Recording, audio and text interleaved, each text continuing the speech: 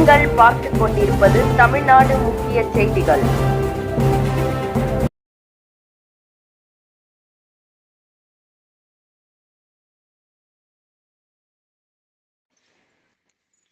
வணக்கம்.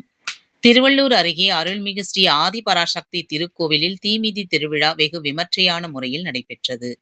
திருவள்ளூர் மாவட்டம் கடம்பத்தூர் ஒன்றியத்திற்கு உட்பட்ட மப்பேடு அடுத்த இறையாமங்கலம் ஊராட்சியில் அமைந்துள்ள அருள்மிகு ஸ்ரீ ஆதிபராசக்தி திருக்கோவிலின் 13வது ஆண்டு முன்னிட்டு தீமிதி திருவிழாவானது கோவில் தர்மகர்த்தா விநாயகம் தலைமையில் வெகு சிறப்பான முறையில் நடைபெற்றது.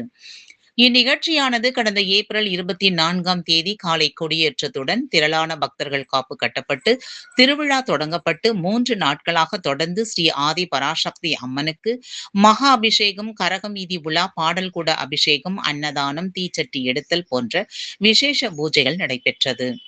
அதைத் தொடர்ந்து அருள்மிகு ஸ்ரீ ஆதி பராசக்தி அம்மனுக்கு வண்ண வண்ண பூக்களால் சிறப்பு அலங்காரத்துடன் அலங்கரிக்கப்பட்டு தெருவீதியாக ஊர்வலமாக சென்று பக்தர்களுக்கு காட்சி அளித்தார்.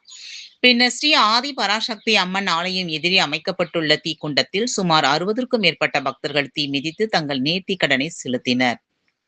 இத்திருவிழாவை காண மப்பேடு, பேரம்பாக்கம், கள்ளம்பேடு, நுங்கம்பாக்கம், சத்தரை உள்ளிட்ட பகுதிகளில் இருந்து ஏராளமான பக்தர்கள் குடும்பங்களாக கலந்து கொண்டு சாமி தரிசனம் செய்தனர்.